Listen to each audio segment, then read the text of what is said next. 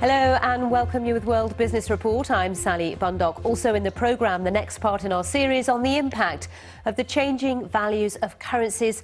This time we focus on the Indian rupee.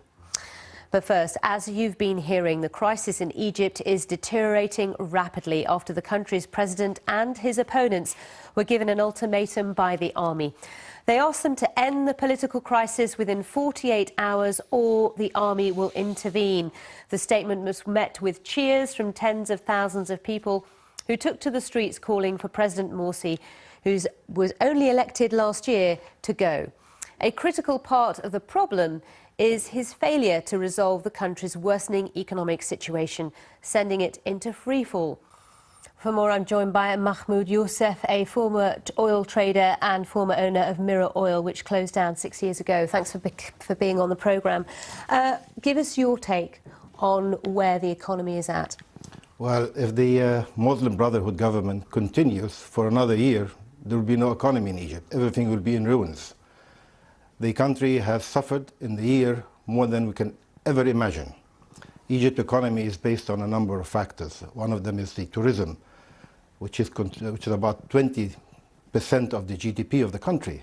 We have about maybe 10 million people relying on tourism.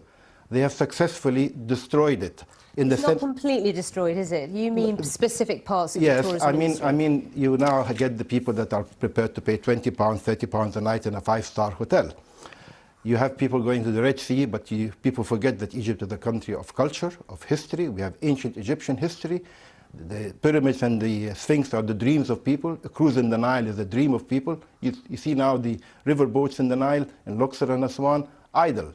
People are not working. Many would argue, though, that after 30 years of essentially a dictatorship, only 1 year after that, after a democratic revolution, is a very short period of time. You cannot expect them to have the economic strategy in place immediately. True, but you expect the government to come with some vision. The Muslim Brotherhood have only one vision. The vision they have is to form an Islamic country that follows their own version of Islam. I'm a Muslim. They have nothing to do with Islam.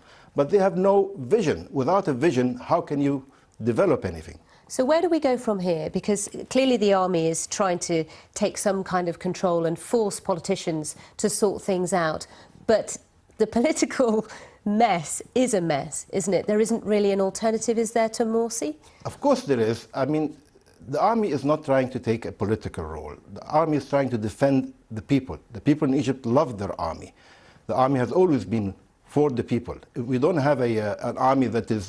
But what I mean by the question is, in terms of a viable alternative to President Morsi, is there another political alternative right now, or does there need to be another alternative until the politics is sorted out? Egypt is a country that has 90 million people. We have Nobel Prize winners. We have professors at MIT from Egypt. We have leading economists in the world that are Egyptian. So you're suggesting a technocratic alternative for a period of time then? We need a technocratic, but selected properly. People that come, that serve the country, not serve a sect. We're not here serving a sect, we're here serving a population, a whole nation. And there are around people. People are there. Don't forget, we have 300,000 graduates a year in Egypt. Right. Well, there's a lot to discuss, but we haven't got time right now. But Mahmoud Youssef, thank you for your time. It's very interesting to get your perspective on how things are going in Egypt. And of course, it is a story that's developing all the time, and we'll keep you updated here on BBC World News. Now, the value of the currency in your pocket affects your life in so many ways, from where you live to how you live. So in the latest of a special series of reports looking at the changing values of currencies and the impact on the people who use them, we are examining the rupee. The Indian currency has been grabbing the headlines in recent weeks for all the wrong reasons. Last week it hit an all-time low versus the US dollar. This impacts importers and the country's long-term prospects. The rupee has bounced back a little in the past few days, but is the worst still to come?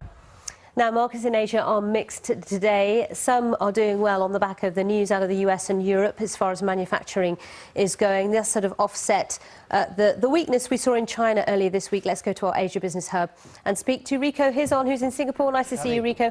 Talk us through what's happening today. Rico, that's all from World Business Report, but stay with us. We'll look through today's papers in a few minutes. See you then.